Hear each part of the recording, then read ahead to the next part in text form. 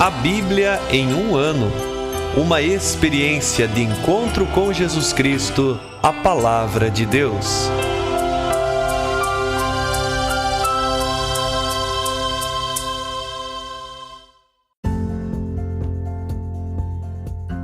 Olá, eu sou Ivonei, seminarista da Diocese de Ponta Grossa, Paraná. Você está ouvindo o podcast A Bíblia em um ano. Usando um plano de leitura cronológico, vamos ler a Bíblia inteira em 365 dias, descobrindo como a história da salvação se desdobra e se atualiza em nossas próprias vidas e na vida da Igreja. Estamos usando a Bíblia Católica com a tradução oficial da CNBB, a Conferência Nacional dos Bispos do Brasil. Você pode baixar o plano de leitura completo por meio de um link que você encontra na página do Instagram, abiblia.emuano, ou no facebook.com/seminariopg. Inscreva-se nesse podcast por meio da plataforma que preferir para receber as notificações diárias de nossos episódios.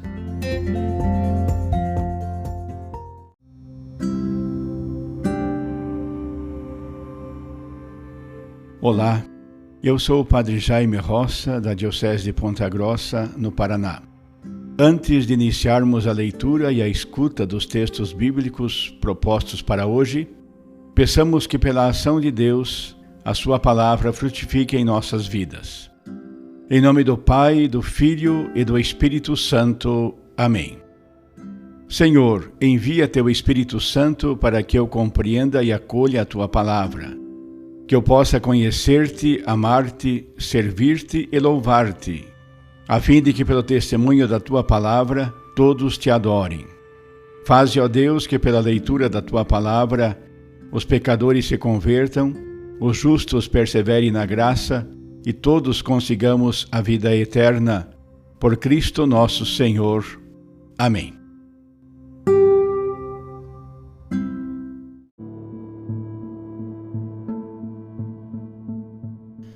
Hoje, dia 170 de nosso podcast, lemos o capítulo 11 do primeiro livro de Reis e os capítulos 17 e 18 do livro da Sabedoria.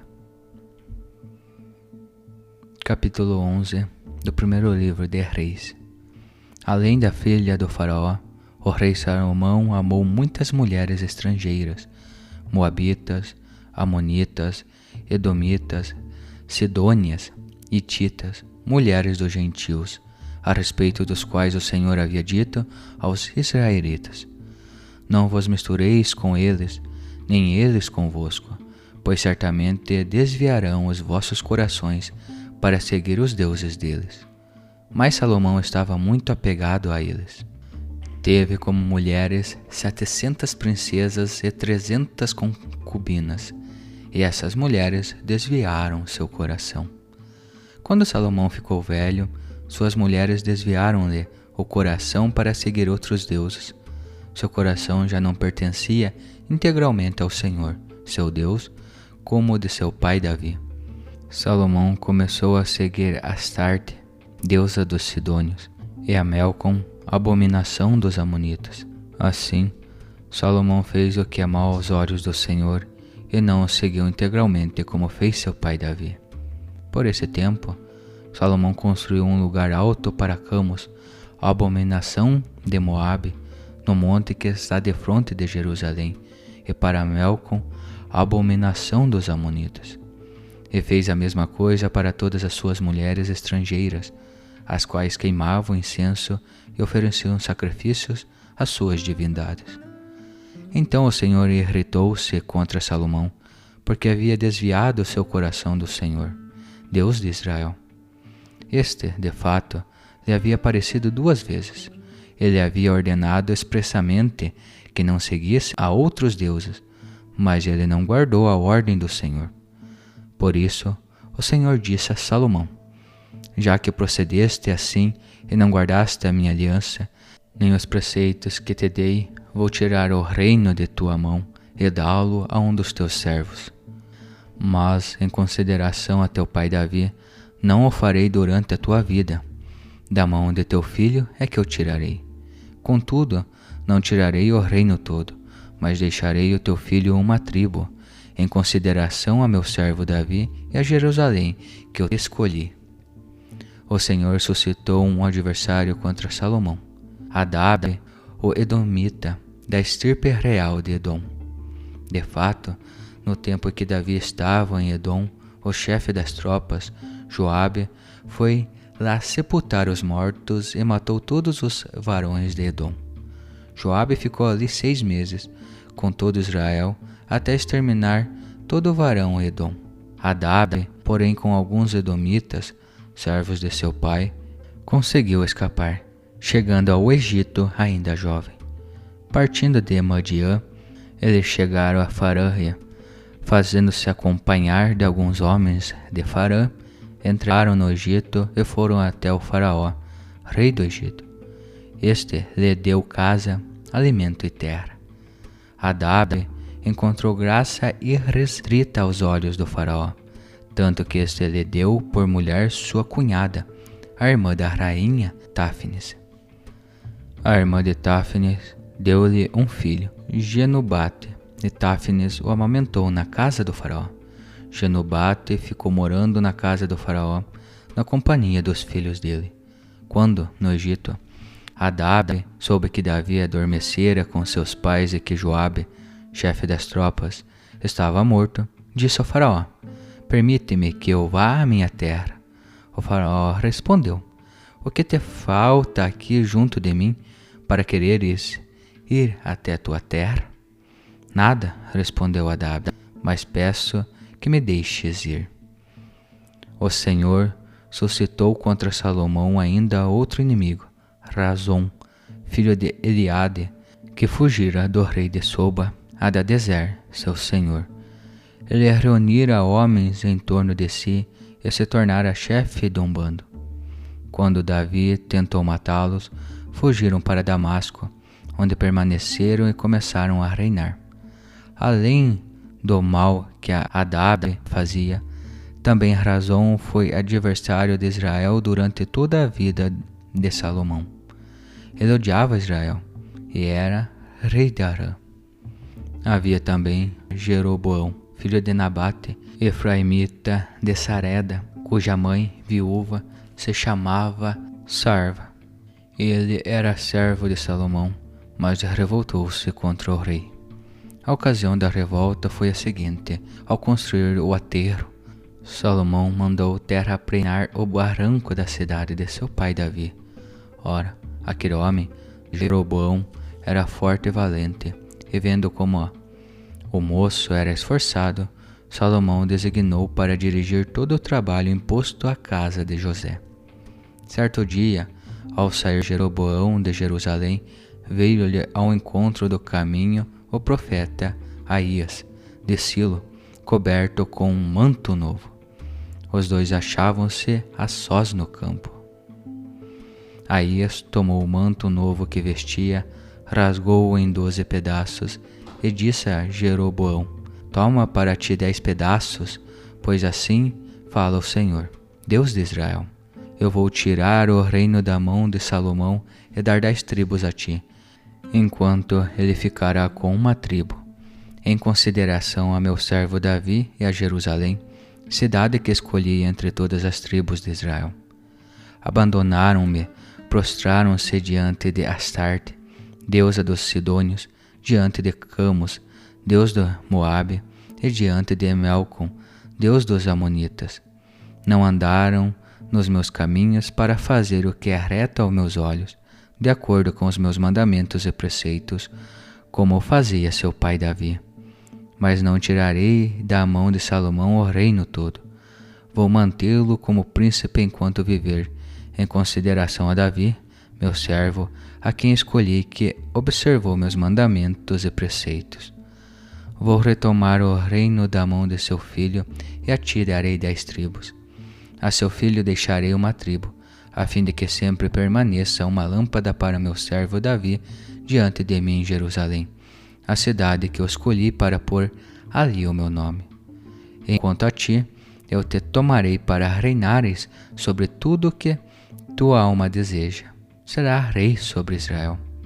Se obedeceres a tudo o que eu te ordenar, e andares em meu caminho e fizeres o que é reto a meus olhos, guardando meus mandamentos e meus preceitos, como fez o meu servo Davi, estarei contigo e construirei para ti uma casa estável, como a construí para Davi.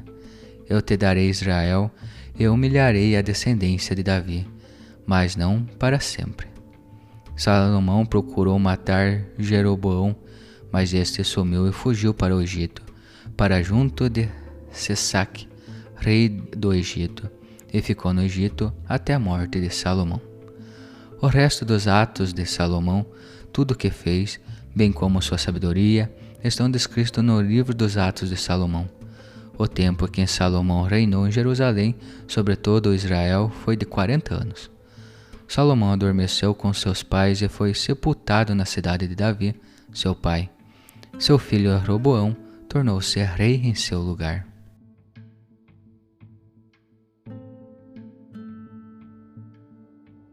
Capítulo 17 do Livro da Sabedoria.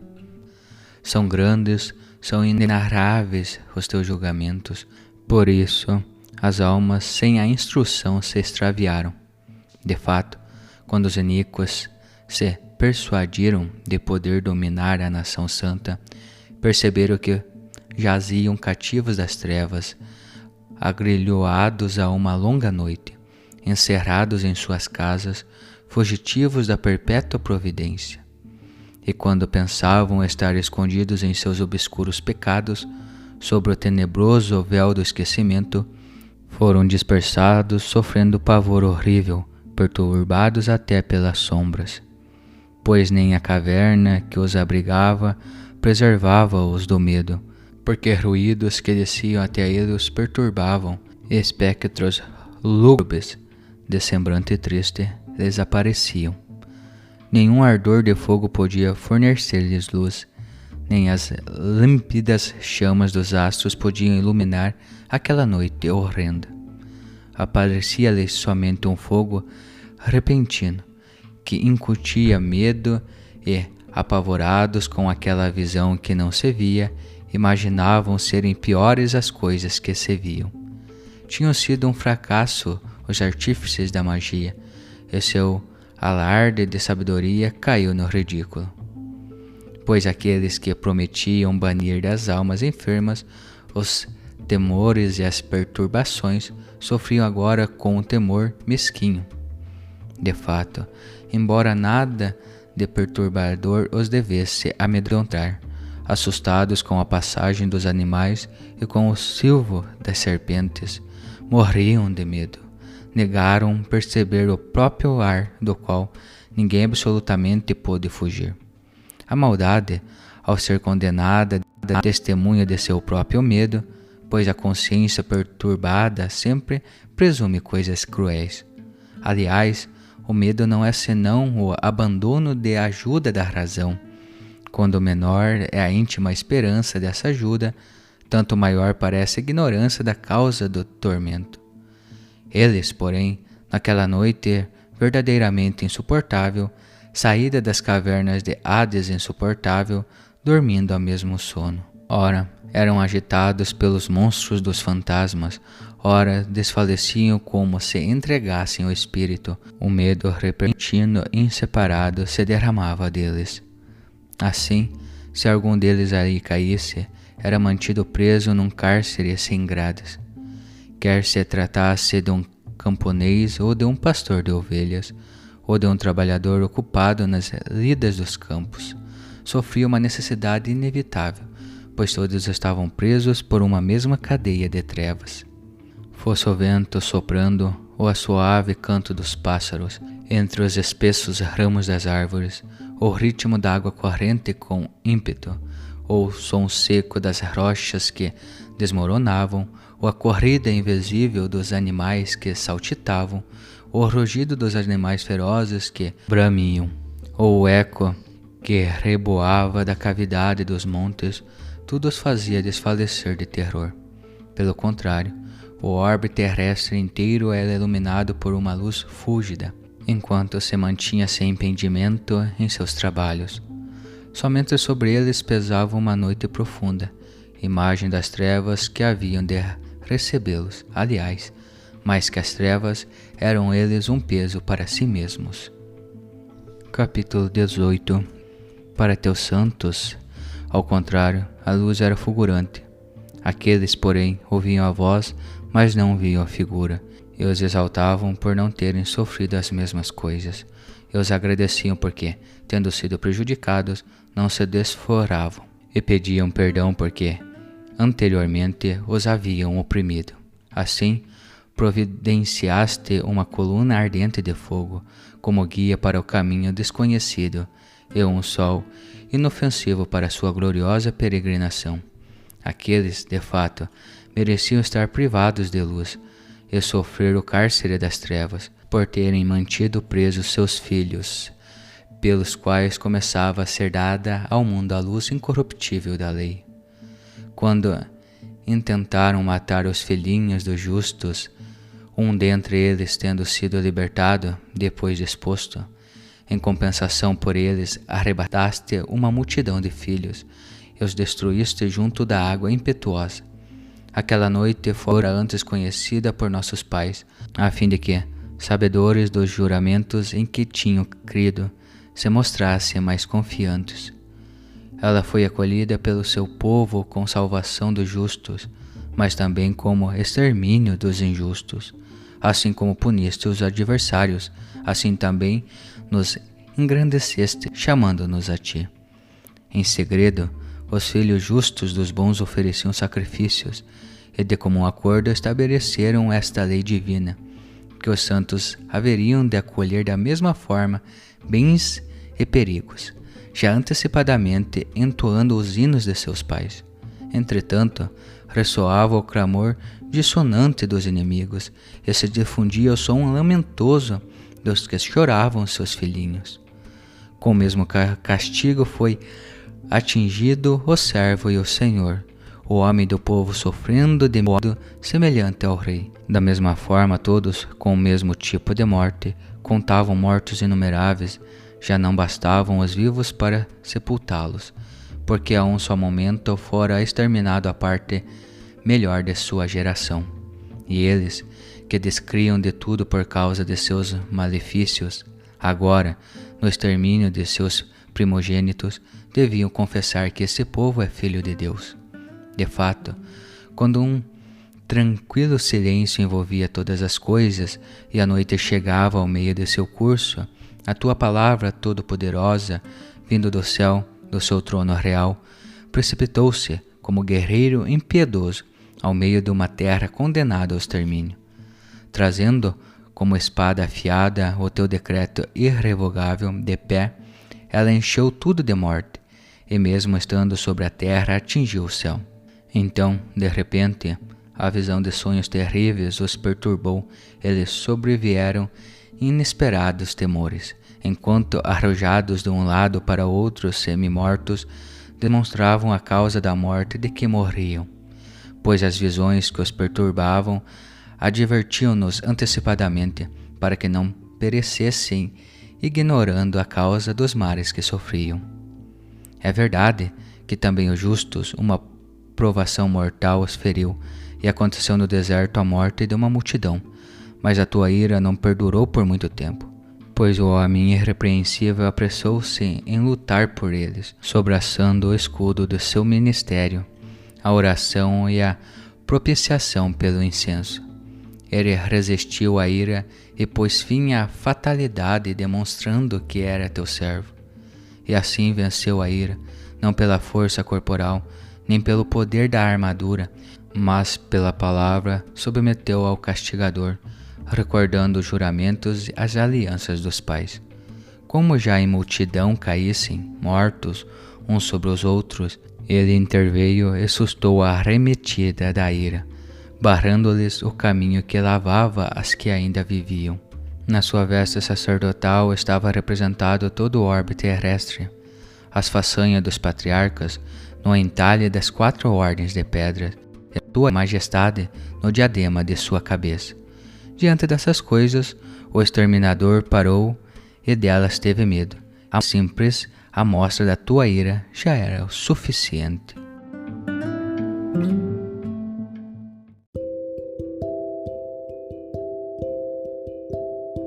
Olá, eu sou o Padre Wilson, da Diocese de Ponta Grossa, no Paraná. Hoje nós lemos do primeiro livro dos Reis, o capítulo 11, e do livro da Sabedoria, os capítulos 17 e 18. No capítulo 11, do primeiro livro dos Reis, depois de tantas glórias de Salomão, esse capítulo justamente recorda uma série de reveses políticos que parecem desmentir a sabedoria de Salomão e até mesmo a sua justiça no governo. Nesse sentido, são elencados alguns pecados de Salomão que provavelmente foram cometidos na sua juventude, mas suas consequências se manifestam na velhice. Ninguém foge das consequências dos seus atos ou dos seus erros, não é verdade? O pecado capital de Salomão é a idolatria. O germe e a ocasião são os casamentos com as estrangeiras.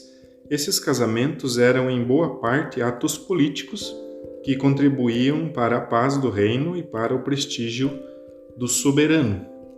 Seria fazer conluios, não é? Pactos medíocres em cima de planos medíocres, de situações medíocres, e então só pode ter o resultado evidente que é a mediocridade. Ao que parece, também Salomão caiu no laço para agradar as suas mulheres. Essa espécie de sincretismo divide o coração, impede de seguir plenamente. É a reclamação de Deus a Salomão, sua infidelidade. E a infidelidade seca. Ela tira os olhos daquele horizonte pensado e planejado com Deus por meio da aliança. Também desintegra, ou seja, faz se oferecer em partes. Uma parte para Deus e a outra parte para aquilo que interessa, vamos dizer assim. Nesse sentido, impedido de seguir plenamente o Senhor, Salomão viola o primeiro mandamento da lei. O autor do livro dos Reis introduz uma condenação na forma que nós chamamos de oráculo profético, segundo um esquema bem clássico, que é este: a denúncia do pecado e o anúncio do castigo. Meu irmão, minha irmã, de repente você, em algum momento da história, já se viu desviando do caminho? Já se viu caminhando em linha reta, mas olhando somente para o lado e preso às coisas que estão ao lado ou à beira do caminho? Que tal, de repente, reequilibrar os passos? Que tal recentrar tua vida em torno a Deus? Que tal assumir os erros sem se julgar, sem se condenar e se colocar numa perspectiva de alguém que caminha ao lado de Deus e que se deixa conduzir, acompanhar? E por que não usar uma palavra que o Papa Francisco sempre diz: se deixa misericordiar por Deus, ter de algum modo sua miséria acordada, não é? Tocada pelo Senhor, e então te faz dar passos diferentes, mais firmes, mais decididos. Dá os teus passos e verás que o teu Senhor estará ao teu lado. Gostaria de concluir este momento simplesmente com versículos do livro da Sabedoria, capítulo 17. Alguns deles dizem isso aqui: porque a maldade por si só é covarde e condena a si mesma. Apurada pela consciência, imagina sempre o pior, porque o medo não é outra coisa senão o desamparo dos auxílios da reflexão. Quanto menos esperança tem alguém, mais grave se torna para ele a causa da tortura.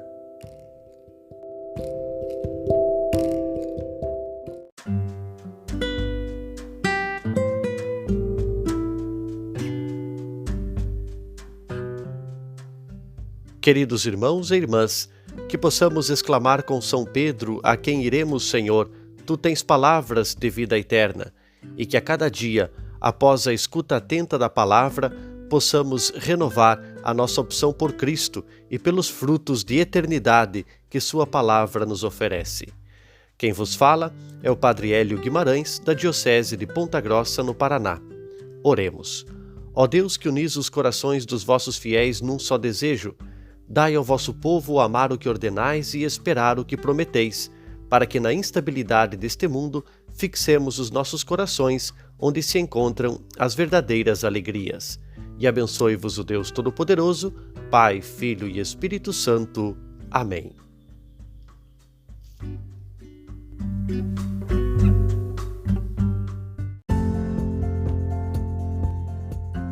Você acaba de ouvir mais um episódio do podcast A Bíblia em um Ano.